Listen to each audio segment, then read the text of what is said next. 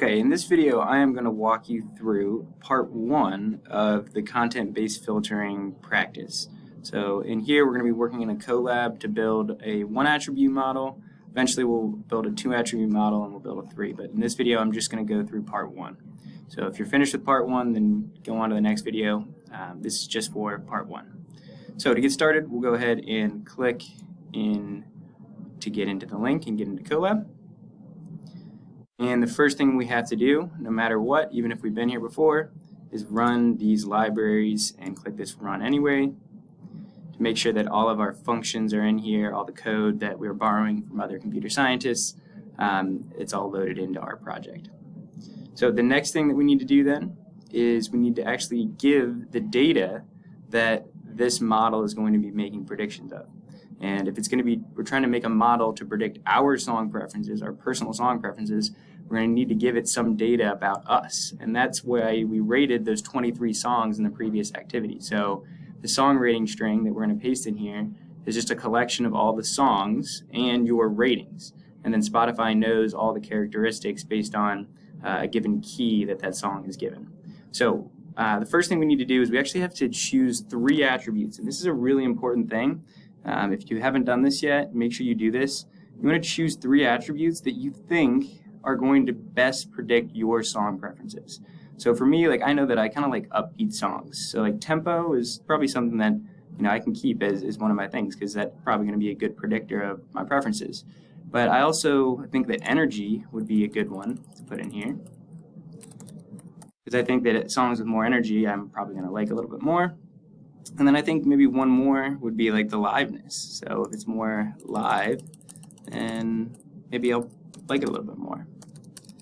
So make sure you choose three characteristics that are going to predict your song preferences. If you don't do that, then your models might not be as great. Okay, so after we've done that, then we can actually run this. And what we're going to need to do is paste in that string from the first activity. So you should have it stored somewhere. It's that song rating string. So you copy that and you paste it into here. And when you press enter, make sure that this runs all the way through. But you should have that data loaded in there, and you have your variables or your attributes loaded in there as well. Okay, so then after that, the next thing we need to do is create the train test split. So that's going to split this 23 song data set into, we're going to have 1/3 going into our testing data set, and then that means that 2/3 of the data points will go into our training data set. So we'll run that. Again, make sure that this is finished before you move on to the next part. This validation set, so we're actually going to download some songs from Spotify so that we can eventually test our model once we've created it. So when you run that, nothing will happen, but behind the scenes, some songs just got downloaded. And then we can get into actually building the model. So if you notice here, there's a slider bar that you can move back and forth. The further right you go, the higher level of complexity.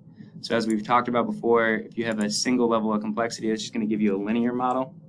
But as you increase the level of complexity, just increases the degree of the polynomial that actually is fitting your training data. So this is you can kind of see there's a U-shaped curve here because we now have x squared or tempo squared in our model. And if we go up to a complexity level of 3, we'll see we have a cubic function. So that should have 2 curves in it. So the more complex your model is, the more curves it will have in it. And really what's happening behind the scenes with the math is that you're having a higher order polynomial fit your training data set. Now, just because we're fitting the training data set better doesn't mean that we're fitting our testing data set better. And remember, in order for the model to be good, we're really concerned with this testing error. So when we're at a complexity level of 3, notice how we have a testing error of 3.03. If we take that back down to maybe a 1, now our complexity level or our testing error is only at 1.46. So a complexity level of 1 for this data set would be better than a complexity level of 3. And then we could check 2. Let's see. Oh, so 2 actually gets a little bit better. So in this case, for this data set, we would want to use a complexity level of 2. Okay, so once you've done that, then you can start to think about the questions. And the questions are really asking you about this model. So really, you got to go back to your math mind and think, what are the inputs? What are the x values? What are the outputs? What are the y values? And then what is this line doing? What is this line? And so, all these data points, these are just your ratings in the song. So each of these represent like one song, and then depending on what you put in for your first attribute that you wanted to use for your model, that's going to be that rating of your song. So, this song has a tempo of 1.5, and I gave it a rating of 4.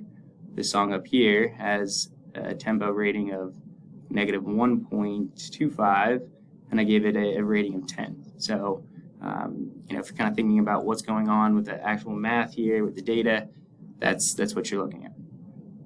All right, that finishes up just looking at the graphs, and you'll need to take some screenshots there, answer some questions, but then you can go ahead and move on to the validation. And the validation is just going to play a song and then give you a predicted rating based on what you had created the model with. When you press enter there, it'll play a song.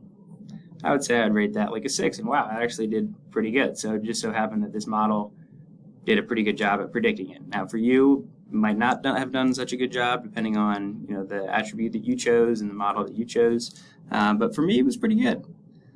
All right, so that wraps up the one attribute model. If you want to move on to the next part, we're going to go ahead and do that part 2 here in the next video.